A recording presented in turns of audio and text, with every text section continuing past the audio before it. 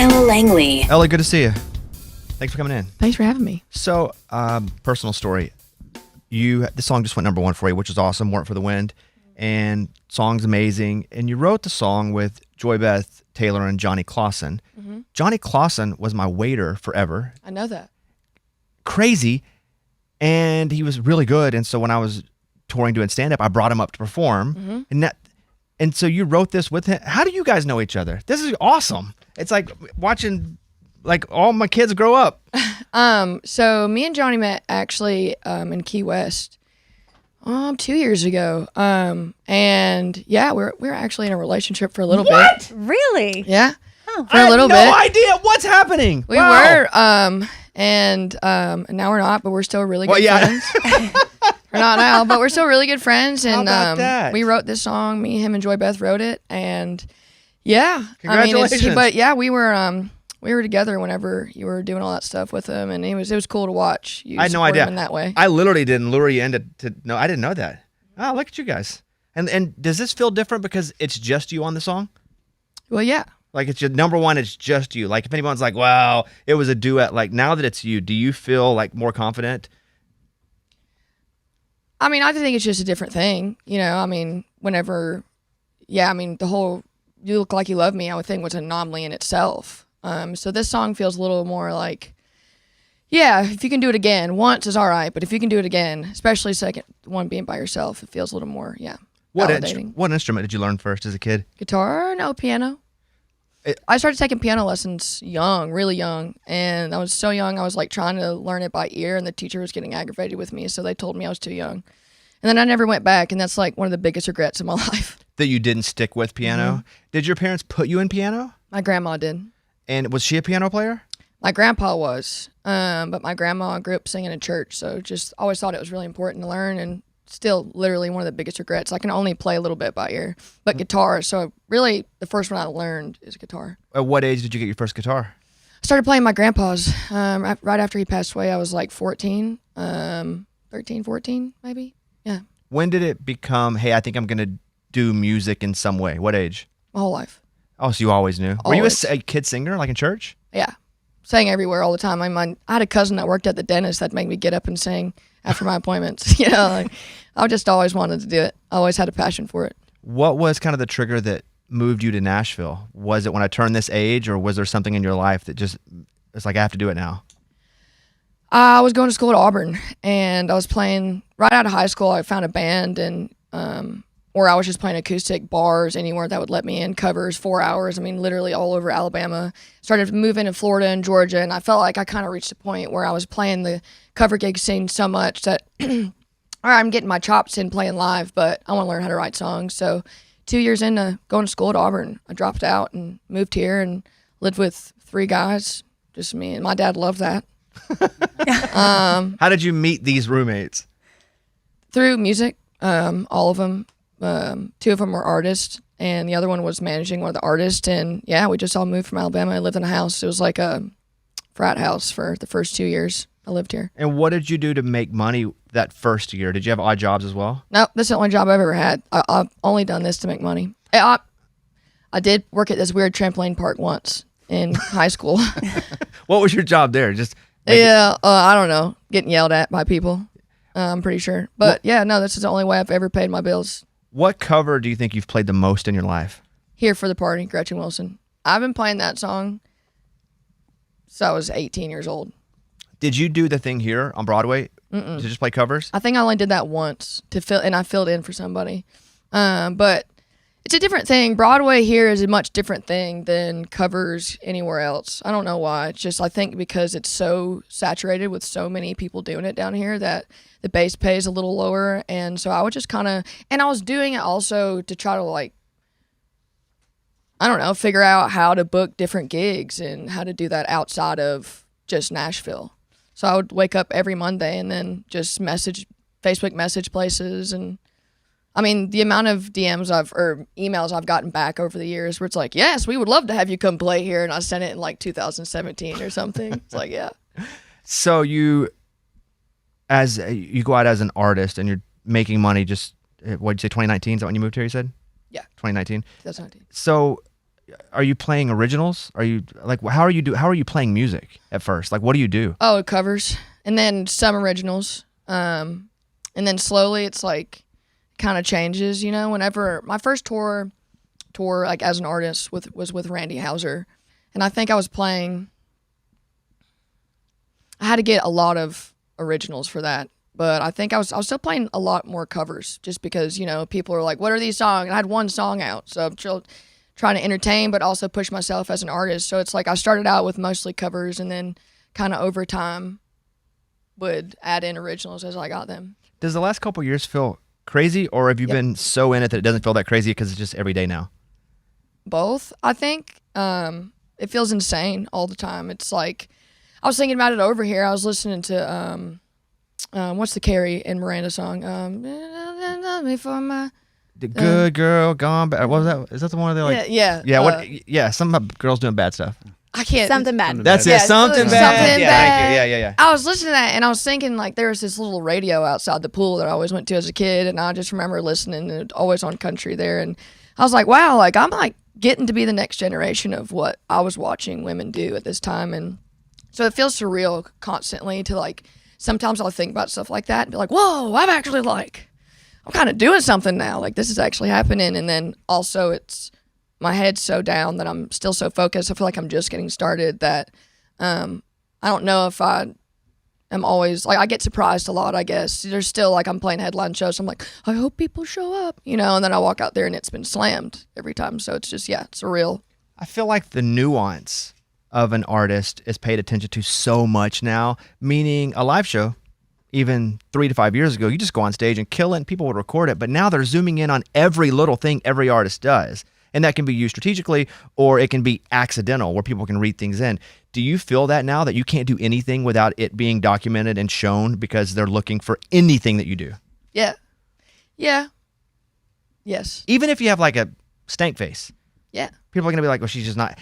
Back I in the usually day, do. Yeah, well, back in the like 3 years ago, you could go and do a live show, and that's kind of where the pressure was off. You could just perform and not have to worry about like the idiosyncrasies. But now all of that has to be like paid attention to because it's all recorded all the time. Well, I think what's so hard about that too is, you know, everything's so perfect that you see now. Like every picture's been edited, every song has Autotune, not only on the vocals but most of the instruments. You know, everything's so perfect presented to you that live music is almost like, oh God, that sounds like a live vocal. And like people are getting less and less familiar with what a live vocal sounds like. I mean, a lot of artists are still, running tune on a live vocal out front. And that's something that I'm never going to do. I don't want to do that. Which means they basically have a live auto-tune. Yeah. Yeah. So their voice is being processed and they're being auto-tuned live. Yeah. Yeah. And like I had an artist come out to me last year or something, and he was watching my show and he was like, yeah, he's like, got a great show. He's like, but one day when you start running tune and things on your show, I was like, I'm not going to do that. He was like, yes, you will. Everyone does that. You're going to do that. And I was like, no, I'm not. And I think it's just something to be like, just being honest out there. Like sometimes I'm going to forget some lyrics and there's sometimes like my voice is pitchier than others. I'm out of breath or, you know, but that's just the live show. That's coming to a show where I'm running around on stage performing a song, you know, and or standing still or I'm emotional or there's wind or who knows. But that's kind of what's fun about seeing an artist live is you get the imperfections. You get to see them as who they are as an artist, not just here's perfect. Being an artist and touring means there's not as much time to be here and create and write. Have you had to be very deliberate about writing, or are you just writing less? Very deliberate about writing and writing less. It's hard to balance because there's so many hats that you have to wear to do this. And I think I'm just having to take advantage of the times that I am able to write and really be in writing mode. It's hard for me to do both. When I'm trying to write songs, I really want to be a songwriter and have all day to do that and not let me take a couple hours here and write a song here and then let me go radio here and then let me go play a show. That's kind of hard for me, and I really want to give every aspect of this what it deserves. So yeah, writing a little bit less, but at this point I'm not shooting in the dark as much anymore, so I'm not having to write 100 songs to get 10 that I like. You know, pretty much every song I'm writing, not every song, there's a couple I'm like, well, you know what I mean, not my favorite, but I mean, at this point, I'm not going to finish a song that I think is poo-poo. And you kind of have people too that write well with you. Like a lot of that trial and error, like who's good and who you're good with. And so a lot of those rooms you get into already with a comfortability as well if you're writing songs, right? Yeah. I mean, I'm writing with people that I know I'm getting songs with. And there's some new writers and stuff that I'm bringing in. But, with how much I'm touring, it's hard. I'm struggling trying to get my writers in that I know that I write well with. So it's also like I enjoy sitting in a room. I want to enjoy sitting in there. And at least if we don't get a song, at least I got to hang out with a whole bunch of people that I love. So how difficult is it to go from when you're living in Alabama and if you're writing songs, you're doing it by yourself because there's not really a songwriting culture unless you come to this culture and you learn co-writing. That's usually like a baptism when people come to Nashville, like, oh, people write with other people. How weird is that when you have to first start writing with other people and like sharing really intimate stuff? I think that's kind of how I started to learn to write. I wrote some and I would try to write, but I'm good with collaborative things. I get in my own head a lot. So for me, it's a little bit easier just to like have somebody else in the room that's like, oh yeah, that line is not weird, or it is, And so I think it's a great way for people who want to start learning how to write is to co-write. You learn how other people do it and kind of see their methods. And I've just learned so much through writing with writers that I respect and getting to know what their process looks like. But yeah, I mean, were you self-conscious though? Like, that's so stupid. I wish I wouldn't have said that. Like, first. Yeah. I mean, but I think that's just what you have to submit to when you go into write. I say at least one dub thing a minute, I'm pretty sure. Like, that's just me as a human being. Because you want to write songs that are personal, but that means you have to sit in a room with somebody you may not know and share very personal things in order to get to that place. Yeah, they know way too much about me. Yeah. It's almost like therapy with somebody who wasn't trained. Yeah, and I can't keep it in. Like, I gotta... My songs are really personal. I write from experience. I have a hard time not understanding a story. Like, I at least need to like see it in my head. I kind of write a music video at the same time I'm writing a song in the way where I'm like watching a movie. But yeah, it's people have to understand like where I'm coming from and if I would say that or the language that I'm using, and it's a very specific group. Some of my friends will record a song and they're like, dang, I wish I wouldn't have recorded it in a certain key because now it's harder to sing live. Do you ever do that with honesty in a song where you're like, man, now that I've written it and we've recorded, now I have to go sing it. Yep. And now I have to be asked about it all the time. Yeah. Like it's not a regret, but it's like, this is going to be a little more difficult because I wrote this, I mean it, but now I have to go and like answer questions and sing it publicly. And there's a whole different element to a song that you probably don't think about when you're just writing it and recording it, especially at first.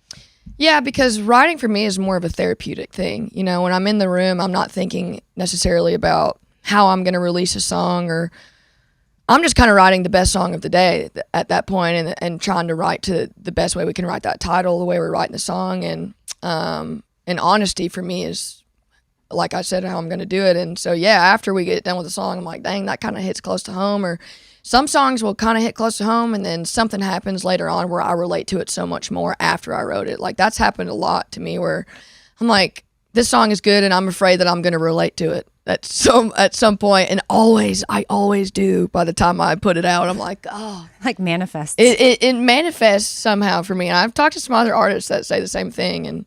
And Girl You're Taking Home was one that was in the moment. I mean, afterwards, that song is so personal, and it's one that is always an interesting one for me to sing. But what is so cool about that is with being honest in that way, I think that's what's relatable to fans. There's no fluff. There's no like, let me figure out how to make me look a certain light in this song or in this way, where it's just like, no, I'm just going to write it how it happened and what it is. And I think that it goes to show that humans are a little more alike than we like to think. What do your parents think of your success? They're so excited. I think they're baffled all the time. Like I said, this is the only thing I've ever wanted to do. It's the only thing I've talked about ever wanting to do. They've known that. I think my dad's always been a little more like, when's this thing going to start working out kind of vibes? But still, like, they've always just believed in me and pushed me. And so now for them to like come to shows and to see what's happening and to get to go home and, treat them to things and start taking care of my family in that way, I think they're just always baffled. And we come from a very small, humble town. Well, that leads to my next question. What's been the best part about the success? And even like, what's the best part about fame?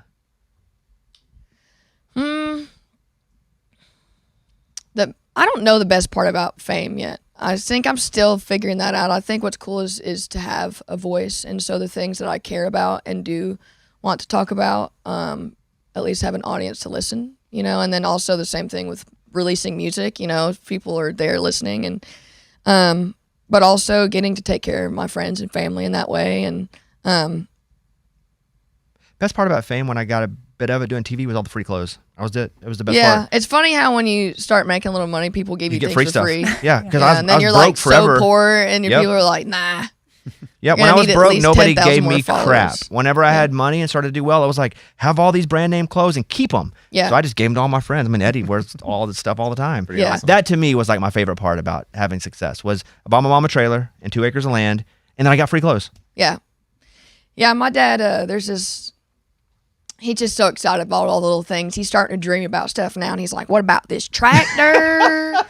And I'm like, hey, now, don't get too excited, but he'll get That's excited. funny. His Christmas list get a little No, bigger. it's very long. He's like, well, okay. Who I can will retire. What? Who will you call if you need advice?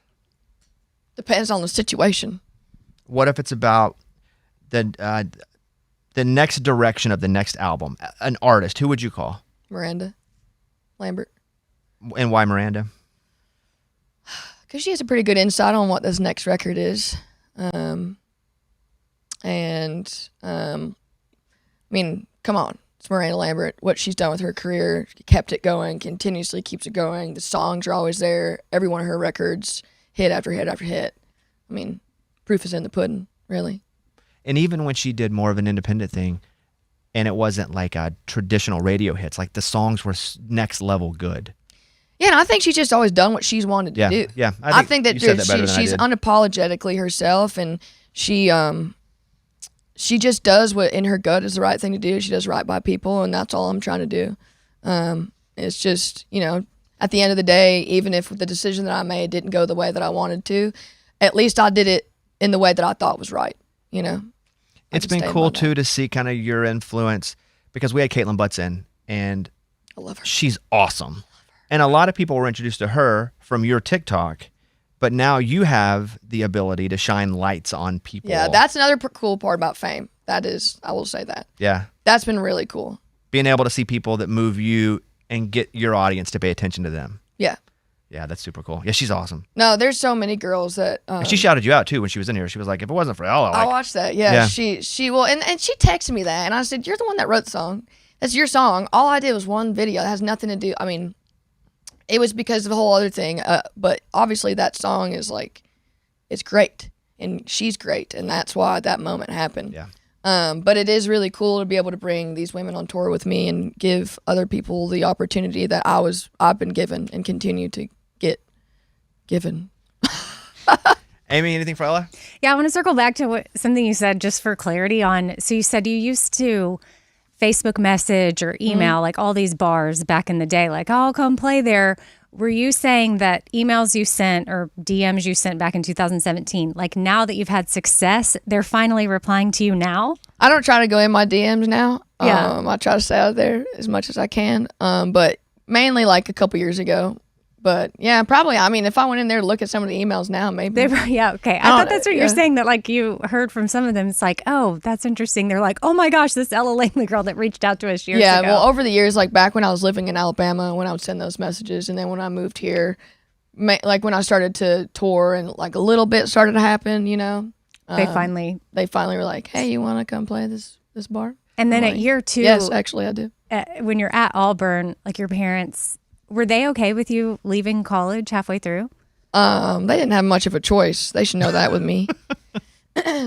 But like I said, my dad, when I was like, I'm moving with 3 guys and I'm gonna do this, and he was like, what? What are you gonna do? But my mom was like, absolutely. She helped me move. Oh, okay. Yeah, no, they've always believed that this is what I was supposed to do. They've just never questioned it. Even though my dad's like, hey, I miss you, I love you, come home every once in a while. I'm like, come to a show and see me, Dad. Yeah. Did your dad call you after the tattoo on Instagram? Which one? Any of them? Did he ever see any? And Yeah, it's mad about every one of them. because that's where he would see probably them most would be Instagram. because he's not seeing you a lot. You live in a different city. Yeah. What's funny too is my dad seeing the drama stuff on Facebook and stuff, like anything really him watch. He's like, come on, this ain't. I'm like, Dad, you know that's not true. Stop reading Facebook comments. Please, God, can you stop reading? He's like, oh, sorry, I just don't know what to do. But yeah, he calls me about, he's given up, I think, on the tattoo thing. Just let you go. What was Hey, the first he's gonna get a tractor. Yeah, he's going to get a tractor. What was the first one you ever showed him? Did you ever hide any from him?